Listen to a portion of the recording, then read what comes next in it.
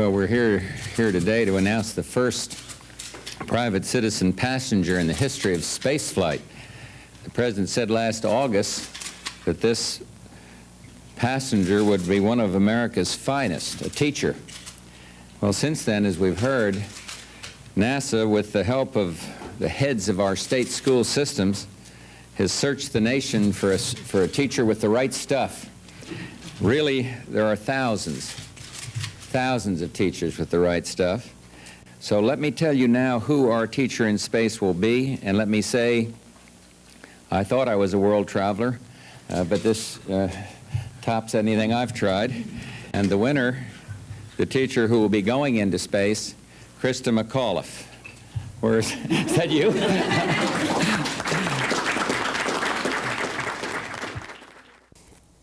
Well, I guess it was July. Was the day? It was when she was selected as the teacher in space from the final 10, and I was sitting right here in this chair, listening to a network national broadcast because I wanted to have the information. Didn't want to wait for the AP wire to cross it and all that kind of stuff. I wanted it live, so I was tuned in, and I had 2 stories written, and I had she made it to the final 10, and we certainly have a lot to be proud for. And I also had the She Won story written. And I really didn't, to be honest with you, think I was going to use the She Won story. And I was just so surprised when I did. I just couldn't believe it. It did, and it didn't surprise me. We watched the final 10 on television, and I said to my wife, I'm really proud to be in education because these 10 people were really outstanding. But I narrowed it down in my mind and said, this Barbara Morgan really looks sharp, and so does Krista. It depends on what they're going to use to select the final person. If it has anything to do with interviewing and personal relationships, Krista's got it, hands down. So to that extent, I wasn't surprised that Krista was named. I received a phone call because I was on vacation that she was named just merely minutes after she was named. And the rest of the afternoon just went with phone calls from the wire services, etc., asking us about it. I actually heard about Krista's selection in Ohio. I was happened to be on vacation at the time that the selection was announced, and a number of people who knew I was from Concord, said, "Oh, we heard that a teacher from Concord was selected, etc." And although, frankly, I knew Krista, who she was, her activities had been primarily in the educational area and municipal, and so. I didn't really know her, which disappointed some people. But there was a considerable amount of tension here at the school based on what we were going to do, what was our role in it, getting telephones, setting up the satellite. We had to handle a lot of that ourselves, which I frankly thought a bit strange, but we did have to do that. And so all this kind of thing was on my mind, and I had more telephone calls between NASA and Houston and Washington, and we had 2 group calls, 2 of these group conference calls, setting things up, who was going to do what, including McCall, Idaho. And we found a lot of frustration in dealing with a technological group. They're apparently able to deal well with machines. We had thought so anyway. And not so well with people. And of course, we're a people organization, and we found many holes in the way they were dealing with people who weren't part of their training program necessarily. Krista was a civilian, and of course, questions of insurance come up and all of those other things that they wouldn't have asked because these people are right in their program. And they didn't deal with that, somebody else did. Totally new experience having TV cameras, first time cameras were in the office, in the auditorium or in the school period, and it was a new thing for everyone, I think, including myself. I'd never been up against all these cameras, all these questions being drilled at me, and all of a sudden, you're just a student, and the next day, you come back first day of school, and people are like, "Oh, you're a senior class president. can we talk to you? You know, you must know what your whole class is thinking. In which case, you know, you just kind of flub around and you know, wing it, because how can you tell what everyone is thinking, you know? The last time I saw her, I said to her, you know, if for nothing else, I have to be grateful for you now. At least people know how to pronounce my name. And she laughed and said, yes, and spell it too. I felt kind of like a traitor because I knew that we were going to have a lot of activity in Concord, and I was the superintendent of schools, but I was leaving to go down to Florida to be an eyewitness to our Teacher in Space liftoff. By the time that the shuttle liftoff date was arriving, I was beginning to feel somewhat pressured, and I had this strong desire to see this thing over with. Have that shuttle go up and relieve us of the pressure here. And so then we had to prepare, of course, for the onslaught of the media on the week of the 22nd, because that was when we were first anticipating it. And we had to change our exam dates. We did a lot of rerouting of things that we would ordinarily have done here in school to take into consideration the fact that liftoff might not go off as scheduled, et cetera, and it didn't. We ended up going down on the 19th of January. We flew down into Orlando, and we stayed in Kissimmee, which ended up being a mistake because it was so far away from Kennedy Space Center. I think it was about an hour and 15-minute drive from our front door to the first gate at Kennedy Space Center, which is miles away from the launch pad. So that was the first thing. When we got in that day and we got our rental car and we headed out to Kennedy Space Center, when we were still driving an hour later, I said, oh boy, this is going to be tough because we're going to have to be there at 5 o'clock, 4:30 in the morning to start sending back reports for the morning news, and still have to be there at 5 or 6 o'clock at night to be sending reports for the evening news, and then drive that hour back. And it didn't take long to realize that we were going to get about 3 or 4 hours of sleep each night, spend a lot of time on the road and a lot of time working. And it was supposed to go off on the 22nd. It didn't go until the 28th. There was a weekend in between, of course. And so it ends up with us dealing with the press in particular on Thursday, Friday, and then Monday, the 27th. That day, everyone was in the cafeteria, or most people were, and I rushed out and spent my $25 on the horns and everything and handed them out. And then they had all gone off before they even canceled it. And then once they did cancel launch, everyone popped them, and people were having a great time and loving it, and the reporters are still mingling around. And of course, after they canceled, they were like, well, what do you think now? You know, what do you think of NASA, and do you blame this on them? And does it make you upset that you have to wait another day since you've been waiting all this time? And, you know, the same kind of questions. I think, in a way, that was good, because the following day when the explosion happened, we were kind of used to them being there, and we were prepared because we knew that it was going to be just media everywhere, which there was. I remember the icicles on the removable service structure, or whatever the technical name is for the tower that stands up beside the shuttle, and they were immense. And when the sun came up and the photography of the closed circuit network that they have, which really is a network, they have hundreds of cameras around so that they can just zoom in on anything. When that really took great effect, you could see that there were, and men started walking around the shuttle, you could see that there were icicles as tall as them or taller hanging off that service structure. And I said, there's no way they can launch that. I mean, what happens if it starts to go up and a cable gets wiped out? And we got out to the launch site, and again, it was cold. It was freezing cold. We brought Florida clothes and not Concord, New Hampshire clothes. We left those in Concord. But they kept the buses running. You could buy coffees and walk around. And it was very interesting to walk around because this was the VIP launch area. And Senator Garn was there, the president of the National Teachers Association, National Education Association. About an hour or so before. We let the youngsters get into place an hour or so before. We tried to keep the school day going until that time, and then we allowed them to break for it. The kids were very good, very orderly, responded to the fact that, hey, look, we just can't have a zoo here today, folks. And that they also knew, too, that they were on TV, that they were on live, and that they didn't want to make fools of themselves. They did a great job. We had the feeling that it would be scratched again, but it didn't. The countdown resumed, and people emptied from the buses as it got closer.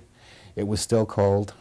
It really wasn't comfortable, but we were then heated by the warmth of enthusiasm and not subject to the cold of the air out there. We sat down in the bleachers. There were metal bleachers in the section that we were placed, and Mrs. Corrigan was around. Krista's mother was around the area. And she came up and sat in front of the Kimball kids. The third grade students from Kimball were at the highest level of the bleachers because they were the shortest and they wanted to see. They wanted to see the liftoff. Can't blame them, that's what they were there for. So Mr. and Mrs. Corrigan moved down. They came down about halfway, just about where we were sitting with my family. I didn't want to watch the shuttle going up. And I really forced myself into sitting down and taking the time and watching it. It wasn't so much that I was busy with other things. I was afraid. I didn't want to see it. And then I said, oh, you know, Krista, you're a chicken. Just try to feel what she feels like. She must be sitting there and just vibrating with excitement. And somebody said to me later, could she get out of it, or could she have gotten out of it? And I said, look, you know, Krista, she would have hitchhiked the ride. I mean, she would have hung on the outside to the shuttle and said, let me in, I want to be part of it. Actually, we were over in the library. We had a staff meeting that morning, and the meetings usually end about noon, and the liftoff was about that time. And so we ended up and walked over into the children's room because there's a monitor there. But about an hour or so before, kids were in the auditorium, and Karina Dolcino, president of the senior class, made sure that that all of the kids who were in there, mostly or a large number of them were seniors, had noisemakers and these funny hats on. They were really celebrating, going to celebrate the event. And I was sitting down. I had a funny hat on at the time, and I had one of these noisemakers, etc. And I was just sitting in the last row over in the left-hand side of the main section of the auditorium. I was very busy during the liftoff. We had gone live quite a while before, 4 or 5, 6 minutes before. That's a long time to talk, and I had prepared well for it. So I was talking and trying to work the equipment by myself to balance between what Mission Control was saying and what I was saying and ambient noise and the whole deal. When the countdown came down, I was sitting in a bandstand. Well, it's not a bandstand, it's called a media stand, and it's a huge structure that's made out of concrete and steel girders and plywood tables and things like that with a roof over it. Looks like a bleacher at a football field almost, but a lot heavier construction. About 3 miles away from the shuttle.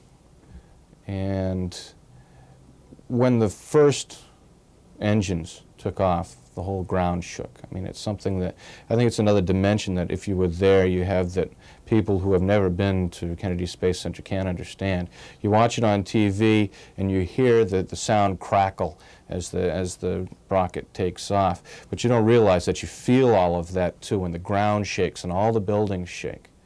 And it's much louder than it seems on TV, even though on television or on the radio it seems like it's probably a very loud event. It's deafening, the roar. You can yell at the top of your lungs and not sure whether you're being heard. But more importantly, or more interestingly, you feel it. Your body is buffeted by the vibration of the ground, of the air around you. Your senses were assaulted by noise, by the rockets taking off, and by vision of this cloud of smoke that was registered by the engine starting off, and the shaking of everything, the vibration. And that was something that completely engrossed your attention. I don't think there was anything that could have pulled your attention away from that specific moment. As the rocket started heading up, you continued to watch. I did take pictures of it going up. There was so much noise, I realized that I couldn't talk and be heard. So I grabbed my camera and I ran down to the bottom of the bleachers and I rattled off 6 or 7 quick shots of the shuttle taking off. Ran back up to my spot and could see it for a few more seconds, and then it went up out of my line of sight. It went up so high that the roof came out and I couldn't see it directly. And when I saw that rocket take off, I had a tremendous sense of relief that it took off. And soon we'll be able to get back to some reasonable sense of routine in the school and to carry on as usual. And that the pressure of taking care of the media and the pressure of setting up for an uplink and a downlink, that'll all be over, and I'll have this pressure off. And of course that lasted for what, 73 seconds. The initial launch, like right when it left the pad, was it was really exciting, and everyone had their eyes glued to it. But once it had lifted off, and we heard, "Oh, it's cleared the pad," then everyone went nuts, and I went nuts too, and screaming and yelling. And I barely remember seeing the explosion itself, but even then, not realizing what it was, I continued yelling, screaming, and then I got up and I backed away toward the middle of the auditorium, and just taking everyone in and watching everyone else. And although we did think it was strange, and said so, gee, it seems a little early for that, but now I can remember saying, well, where is it? Now, well, let's see, where is the rocket? Because usually they'll zoom in with a close-up shot of the vehicle, the rocket vehicle, satellite, etc., the shuttle, and they didn't do that. And then it couldn't have been any more than, say, a half minute after that explosion took place. They called up from the balcony, called down to us from the balcony, rather, and said, quiet, quiet. Something has happened to the shuttle. At that point, once that was heard by the kids, there was absolute silence.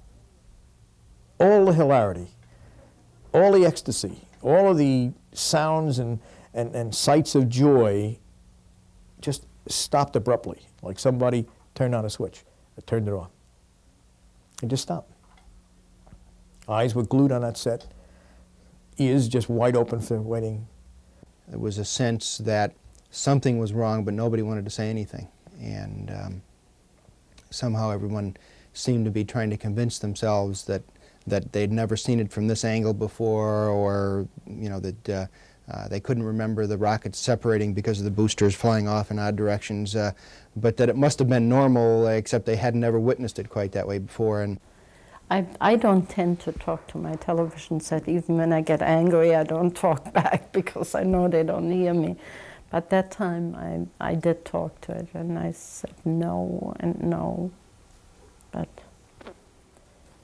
And it was kind of weird to think that the person that was saying all this, giving all this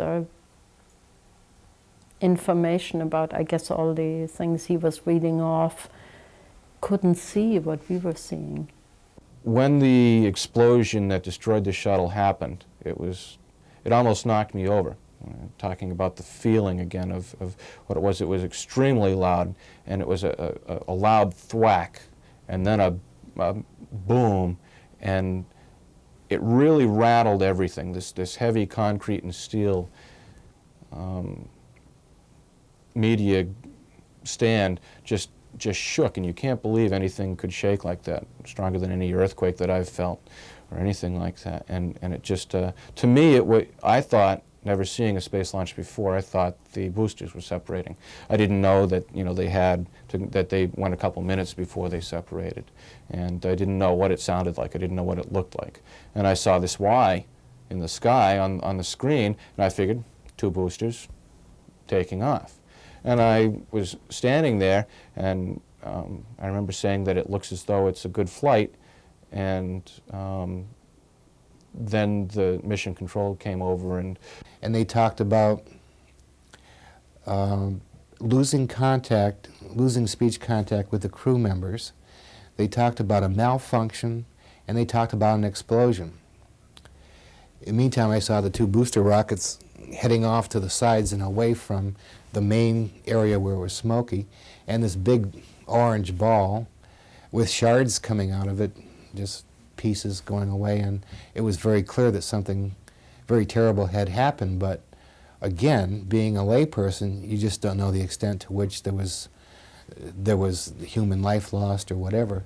Of course, no one was saying it, and at the moment that happened, I turned around to my wife because I heard those things, and my wife didn't.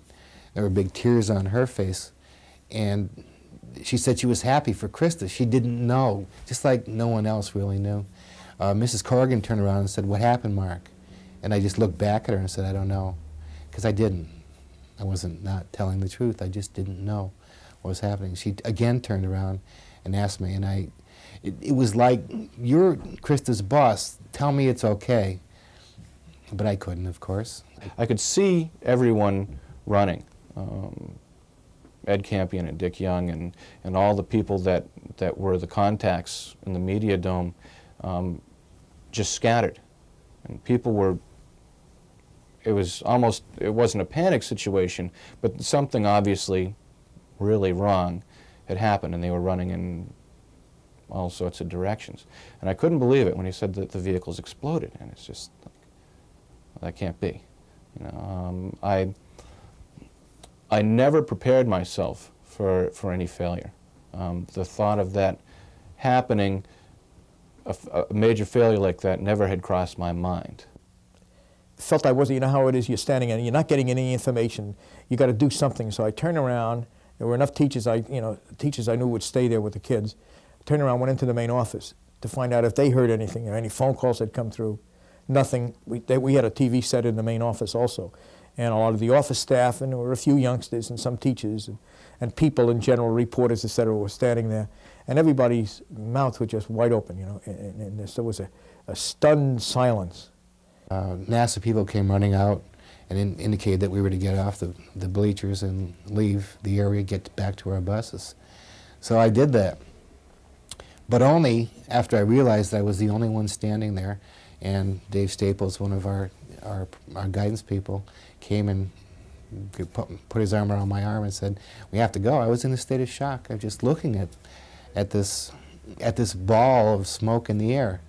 And it's interesting. Someone else asked me, did I think that time stood still? And maybe I got the feeling because of the visual scenario of this cloud not doing anything.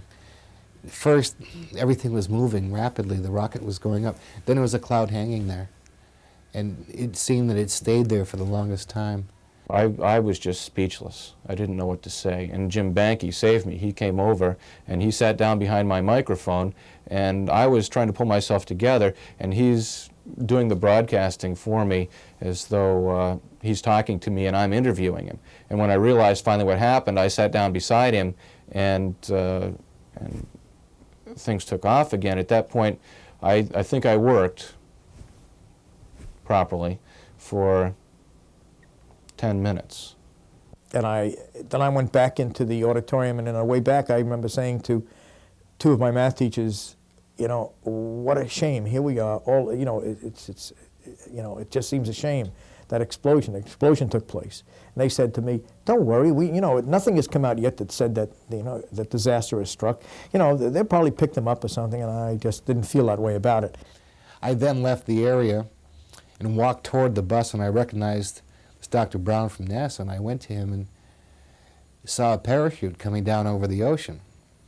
And I asked him if there was any reason for us to be hopeful, because now the buses were emptying with people, and people were running to kneel at the edge of the fenced-off area, looking up at the parachute, and they got down on their knees and they were praying that this was the astronauts coming back down safely, because it didn't look like it was damaged at all.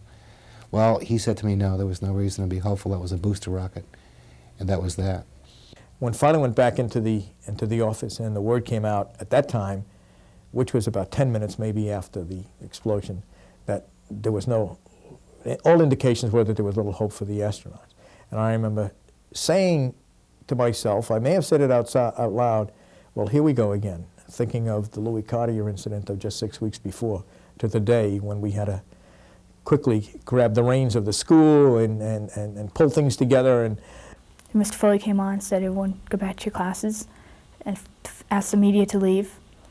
And then as we were leaving the auditorium, I think that's the first moment where everyone was just like, get away, we don't want to talk to you, we don't want to talk to anyone. And they were like, you know, sticking microphones in front of people's faces and cameras and the lights, and they were just hounding.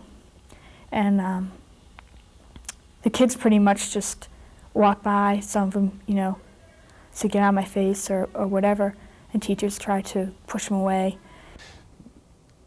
I just didn't really feel like doing my job anymore. I said, wait, you know, it was like I wanted to wake up. I wanted to get out of there. I wanted to go home. I wanted to be with my family. I wanted to be with the people here at the station. And I went back into the dome, and I just saw all these people working feverishly. There's a bank of payphones for people who hadn't had their own phone put in. We'd had our own phone put in, and those were like gold. If you had your own phone, you didn't have to wait in line, and there were all these journalists climbing over each other to get to the payphones and begging to use other people's phones and working so hard, and I just kind of stood there. And there were other people from New Hampshire down there, other radio broadcasters and reporters, and I walked up to a couple of them and I said, I can't do this. Look at these folks. I mean, this obviously isn't the job that I'm made for, because how can they work? How can they be doing this? And there was a guy there who had he was probably in his 50s, and he heard me, and he took me aside and he took me out away from the other journalists, and he said, look, it's just what you're being paid to do. You have to think about the people at home that they're more confused than you are. They weren't here, and they need to know. You have to do this for them. I went back to the office, and one of the things that always sticks in my mind is the phone ringing off the hook. It's one that, when I think of the shuttle, is probably the first thing that comes into my mind. Just being in the office and hearing the phone off the hook, the secretary answering with a shaky voice saying, no, we're not accepting any calls, and hanging up, and then just over and over again, while at the same time watching a small 12-inch TV, and the explosion again and again until it sunk in. And a couple of my staff came over and said, we're starting to get phone calls. And so I came back to the office and just sort of sat down and tried to compose something that we could say. One of the first things we wanted to do was to clear the building of people who we felt were not part of the school community, because just like if there's death in the family, you want to get everybody away from that scene except those who are intimately connected with the event in itself. Because frankly, we didn't want interference. We didn't want to have to be dealing with the grief of anybody except our kids and our teachers. So I asked the press, the media, to leave the building. No problem with that at all. They left. There were a few stragglers, and I think they were mainly freelance people. And Jim McGonigal, who in charge of community resources for the police, who was here, and Bruce Russell took care of that for us very nicely. And within a matter of minutes, this building was free of all but the people that we wanted to be here. We talked to the students. Our goal was to get their T-shirts off, because they were so readily identifiable with this junior space program, and we didn't want anyone to notice them. We didn't want a crush of onlookers or of media people coming to get in any way disturb what was happening, and that was, we were trying to keep the kids calm and get our students back to their motel, pick up their belongings, and in the meantime, get an airplane that could take us home together. That became #1 priority. So I asked some people from NASA for some cooperation in terms of getting us a flight home to Boston, and I didn't get much cooperation. It was hard to understand, because we can do something. We need to do something for these kids. We're responsible, and their parents are many miles away, and I don't want these kids without their parents. Finally, a nice woman from NASA asked me what she could do, and I said, you must have someone that arranges transportation for all of your astronauts and all of your ground crew. And she said, we do. I said, can you get that person for me? So she did.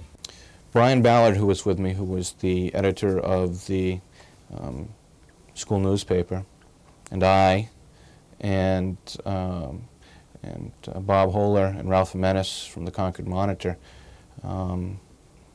were the only people still really at Kennedy Space Center who were from Concord. The national journalists, the regional journalists had all run around and tried to catch Mark Bove and Marilyn Monahan and the many other people, the Scott McAuliffe's class and all the teachers, tried to catch all those people before they left. Well, they, of course, had been whisked away and protected from what turned out to be a feeding frenzy of journalists. And we were sitting in the press dome. I'd finally gone back to what I was supposed to be doing, and could see them coming around, and they were asking, are you the person from Concord? Are you the person from Concord? And they finally got to us. And Brian, being a Concord High School student, editor of the school newspaper, was just engulfed by this horde of reporters. I mean, he was like 4 or 5 deep in the middle of a circle with these cameras down on him and microphones, and he was being drilled and grilled and questioned on everything. And he stood up to it amazingly. He did a great job on it. And when they were done with him, they went after me. We had an incident out here where a bunch of mostly print reporters and photographers swarmed around Eileen O'Hara when they realized who it was, to the point where somebody called it to my attention. I looked out my office window and just saw her there. She was absolutely besieged. The woman was beside herself, and so I just grabbed Jim McGonigal and one of my driver ed teachers who's here, and we just went outside, and we just took her away from that scene. We went to a motel, and he chose a motel that always had buses outside of it, because this is where the bus drivers who were on their way to Jacksonville stay overnight. So there were always buses there, so it wouldn't be suspicious. There was a McDonald's next door, so the kids had hamburgers while we made arrangements. I think it was only at that time that we heard a news broadcast on the radio that talked about the likely deaths of the astronauts in the Challenger accident. An hour or so after that, we had another meeting in the media center after we sent the youngsters home. Those who wanted to go home, we made that clear to the kids, of course, you can go home. A lot of them stayed. You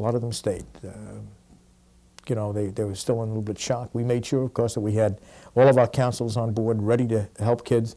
The counselors, Norm Schulman and his group from Concord Hospital Crisis Center came down so beautifully. And people from Riverbend were here. The police came, I remember that. And they just came. The 6 weeks, the experience of 6 weeks earlier had prepped people in that sense. They came, they know they didn't have to ask. They just came in and said, Charlie, here we are, can we help? We got the kids and their chaperones to the airport. Delta people were very nice, gave us a training room that they had at the base of a terminal in the basement section. And there was a bathroom there. They had set up the whole area with sodas and cookies. And I mean, if you're a kid and you've got sodas, cookies, and a bathroom, what more do you want? Then I got home in the afternoon. My mother was like, well, how you doing? You've got all these calls from a TV out west and Channel 4 and Channel 7 and all these big networks, and they all want to talk to you, and so-and-so is going to call tonight, and this person wants you to call him back, and I didn't even have any time to collect myself, really. And so many of them came after the explosion, after the disaster. I don't know how they got there that quick. They probably came in helicopters and whatever. They just seemed to come from all over the country. They'd introduced themselves, and they were from California or New York City and all this kind of stuff. How did they get there so quick? I mean, within hours. They were at Kennedy Space Center. It took me an hour and a half to get there every morning from my motel room. And they were there just like that. There were 2 of them who had arrived late in the evening, and they were print reporters, and they were just talking to Brian. And finally I had to say, look, we're going. We've been here all day. I've done my work. We're leaving. They followed us out to the car. I couldn't get Brian in the car. I got in the car, started the engine, opened the door for Brian, told him to get in. He got in, and they kind of stood so the door couldn't close. And at that time, I really got an understanding of what intrusive press was. I went to the memorial service that night at the church, and the media there was just unforgivable as far as I'm concerned, you know, crawling over the pews and everything like that. After that, I met, I think, Newsweek reporter, and a few of us went and we had dinner, and that was more like pleasure rather than, I guess, it didn't seem like an interview, so that wasn't bad at all. It's always easier when you eat, you know, kind of cover everything up. So we got back to Logan. The state police in Massachusetts did a fine job of cordoning off a whole terminal, a whole wing of a terminal, so that we merely needed to walk off the plane, down a stairway, across tarmac, up another stairway, and down to a site where the Delta people had already loaded all of our luggage onto the bottom of a bus. So we merely had to get on the bus and leave through a back entrance. About half a mile into the trip, we noticed that our two state police cars had to stop because there was a kind of an old junky station wagon parked on a bridge that purportedly stalled. We stopped, and the state police officers from Massachusetts got out, and a bunch of photographers ran out from our side and started taking pictures of the bus. When I got home, I was able to let down and let go, and my emotions came out. Oh yeah, but I have a beautiful and loving wife who was there and ready for that, and I have a youngster who also sensed it, and he was home, and and it was very comforting. And it didn't take too long because the phone was ringing off the hook, and even that didn't allow me at the time to probably deal with my emotions as perhaps I might have otherwise. But once again, there wasn't time for it. Tokyo was calling, or Dublin, Ireland was calling. Brian and I drove home, and instead of taking the highway, we kind of took there's a smaller highway off to the side, and drove slowly up towards Kissimmee, and we just talked a lot. We got home that night and back to the motel room, and it was the only thing on TV. It was the explosion and the explosion and the explosion again and the explosion again. And I couldn't sleep. We stayed up just about all night talking. I don't believe I even took my clothes off. Just laid down. On Wednesday morning, I was up at about 6. I think I slept 3 hours because we did a Good Morning America show that morning. And we did it in Krista's classroom at Concord High School. The rest of the day was a blur of interviews, of reporters coming down from Canada, coming over from England. Later in the week, the Japanese reporters got here. There's some interviews I just didn't mind doing, though, because when I talked to the people, they said, it's okay, whatever you want to answer, what you don't, and that's fine. Whatever you feel you can do, we'll stop whenever you want. They were just, but others, I felt like I was just another story. And I felt that they didn't care about me, they just cared about the material. Walked into the station here at 10 minutes after 12 and heard that there was a press conference at the high school. And so I just, the person who was covering for me back here at the station was already there, so I just turned around and got back in the car and drove to the press conference and just kind of sat there. And I couldn't believe that not more than 24 hours earlier I'd been sitting in Florida and saw this disaster, and now I was back in Concord trying to deal with the grieving, and I had this sense that this is never going to end. There was no way I was going to start crying on camera or, try to be very matter-of-fact, like, this is the way it was, and this is how I reacted, and this is how people are reacting in general. But on the side, like I'd finish an interview and go hide in an office somewhere and cry and then talk to a couple of teachers or whatever. There was no school on Wednesday. We decided not to have school on Wednesday. And we must have had 150 people at this meeting in the media center, mostly teachers, quite a few youngsters, students. And we made plans, and it was during that meeting that I received a call from the White House, the sort of famous or infamous call in a way, or my response to it, the rumors that circulated came from that. And what was a very sensitive, thoughtful, caring call from the White House through one of President Reagan's aides, simply saying that he shared our loss, the sense of our loss and the sorrow, and sympathized with us and consoled us, and said that whatever he could do, he'd be willing to do. Of course, I'm an administrator in a school. I need specifics, and so of course I asked him, give me a for instance. And he said, well, the president said he would even be willing to alter his own schedule to be here if you folks thought it would help. I declined that because I didn't think that we could handle the entourage that traveled with the president. I didn't think, first of all, that this should necessarily be the focal point of the president's attention. The next morning, there was a report that Cardinal Law from Massachusetts was going to come to visit Concord High School. And again, we had the same reservations. The media coverage would be very, very heavy, and that we really would rather he not come. But Foley is an Irish name, and Foley is a Catholic, and he's a Democrat, so he had no trouble telling a Republican president to stay down there. He called me on the phone and said, Mark, I need some help. So I said, what's the problem, Charlie? He said, well, the rumor is that Cardinal Law is coming, and I don't know how to say no to him. But I went into the meeting and I said, we have an offer to have an NASA person here at our memorial. What we were doing was planning a memorial service. And I remember one of our senior students, a youngster who, seniors, by the time kids get to be seniors here, I get to be pretty close with a number of them. Kathy Hoke was one of them, and Kathy stood up and said, I don't think I could cry as easily with a NASA person here. Well, I don't think that it was anyone's idea. It was, I think from the very first, it was assumed there was going to be a community memorial service. Again, it was one of those things that you needed to do. You needed closure. We knew it would be in fact, we had planned it for Saturday, we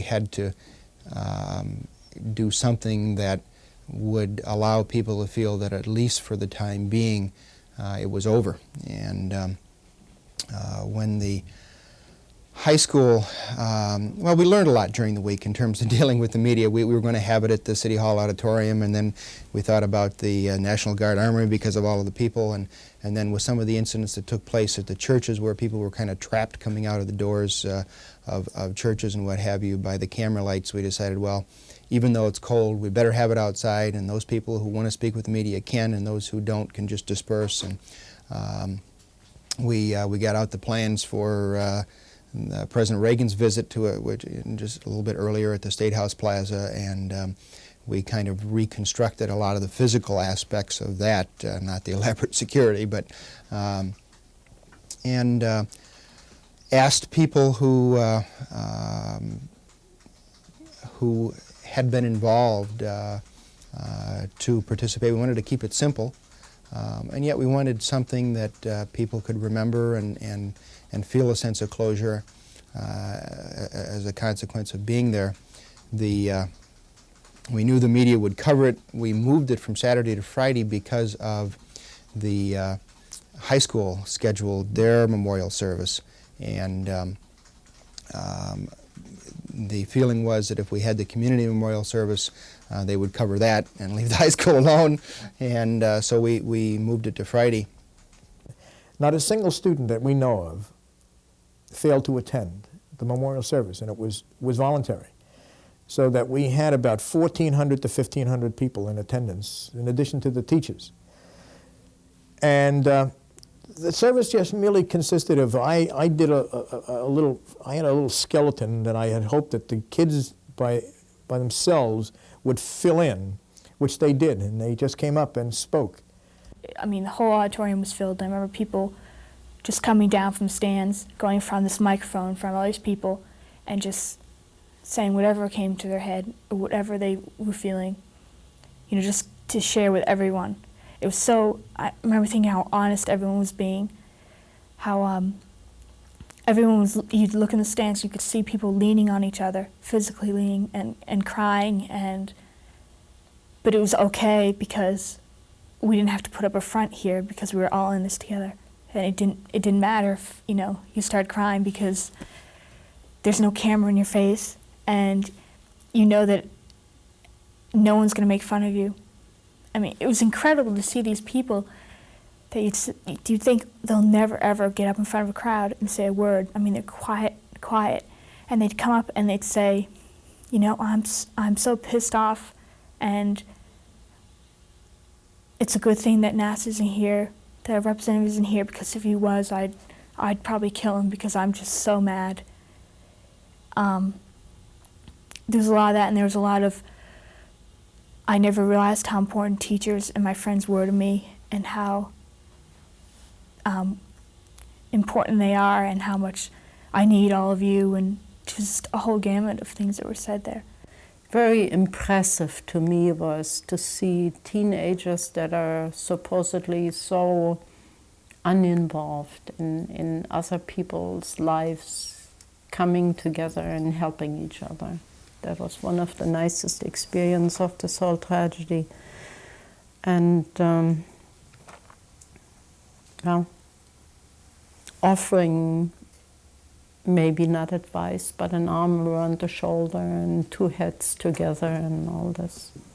And then teachers came over, and soon like the whole auditorium was just trying to sing the song, which is a terribly hard song to sing anyway. You know, and it was funny because people were laughing and people were crying and people were trying to sing, and it was wonderful. It's the closest I felt to the school as a whole, you know. It was like, for the first time, it wasn't just me and my friends or me and my class, but it was me and my class and the rest of the students in the school and the teachers, and just everyone was there, and we were all together, and it was a great feeling just to everyone to be pulled together like that. The service they had here in town on the State House steps on a bitterly cold night, if you recall. It had to be about 10 or 11 degrees below zero, with a wind chill factor maybe down around 30 below. And there had to be 4,000 or 5,000 people who came from all over the state. I know there were people there from way up north, and from Keene, and from Portsmouth, and from Nashville. People from Massachusetts were there. And I happened to be privileged to be part of that ceremony, and I recited McGee's poem on flight. And I was taken with the presence of those people, that they would stand there in solemn, you might say, recognition and expression of their sorrow at the loss of a person that they apparently found to their liking in an immense way. Krista McAuliffe became a symbol of all that people see good in teachers. And a lot of people have had some very positive contact with teachers in their lives, and they saw the best represented in this woman. And her loss was just a shock to them all. And for them to come and join in this ceremony that was, you know, relatively hastily planned, and for them to come on such a bitterly cold night, that impressed me. That will always remain very vivid in my mind. A national columnist, Art Buchwald, wrote a column after the tragedy and talked about the teacher. Really didn't talk about the other astronauts. And his response was incredible. I had written him a letter thanking him for doing the column, and he sent a note back saying he's never gotten a greater response than from that story, that little tidbit that he had written about the teacher, about Krista.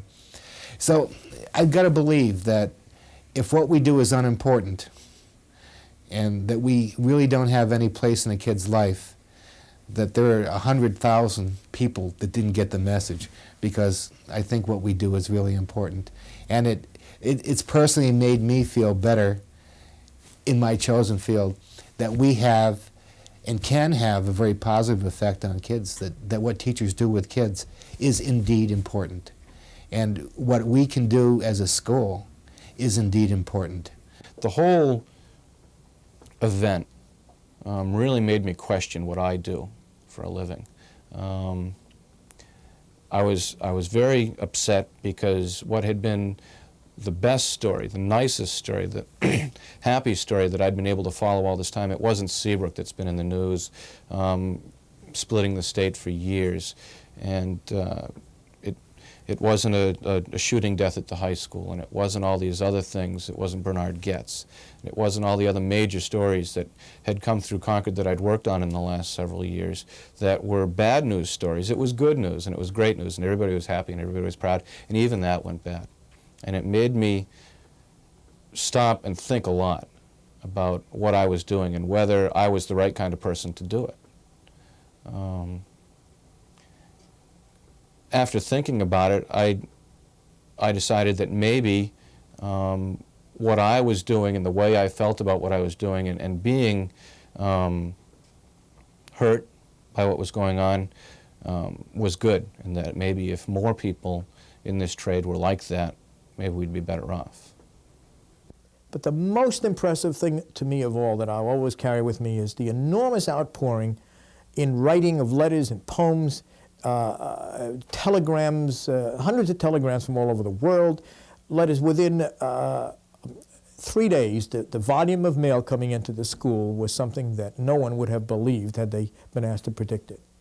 Yeah, it's just incredible, the outpouring of grief. This woman touched untold numbers of people, a large number of whom simply had the need to write. Maybe life is fleeting, and when it's over, it's done with. But breathe every day and look around you and say, thanks for allowing me to have this. And as a human being, I say that. It just as a Mark Bove, as a person who lives and breathes every day. That enriches me. I feel enriched in that my children could learn from the message of Krista, which is don't give up and don't give the worst of yourself or only half of yourself, but give the best you have to offer. And if at first it doesn't work, keep on working at it. I've got a little magic, I can give it away, I can give it away to you. If I give it to you, will you let it grow? Will you let it grow? Will you let it grow? If I give it to you, will you let it grow? That's what it likes to do. If it gets too big, you can pass it on, you can pass it on, you can pass it on. If it's too big, you can pass it on and still save some for you. Got that? If I had the power in my finger, I would gently touch your soul. If my fingers had that gentle healing touch, I could make you whole. But my fingers only play guitar strings, and I've got to stick to what they do. Still I can touch you this one way. I can sing a song for you. Please join in. I've got a little magic, I can give it away, I can give it away, I can give it away. I've got a little magic, I can give it away, I can give it away to you. If I give it to you, will you let it grow? Will you let it grow? Will you let it grow? If I give it to you, will you let it grow? That's what it likes to do. If it gets too big, you can pass it on, you can pass it on, you can pass it on. If it gets too big, you can pass it on and still save some for you. And if my voice was rich and strong like thunder, I'd sing so loud into your ear. that you can take the sadness and confusion that you feel, and you can make it clear. But my voice only reaches my ears. You've got to hear it from your own. But you can hear me say that I love you, and you never have to be alone. Last chance. I've got a little magic, I can give it away, I can give it away, I can give it away. I've got a little magic, I can give it away, I can give it away to you. If I give it to you, will you let it grow? Will you let it grow? Will you let it grow? If I give it to you, will you let it grow? That's what it likes to do. If it gets too big, you can pass it on, you can pass it on, you can pass it on. If it gets too big, you can pass it on and still save some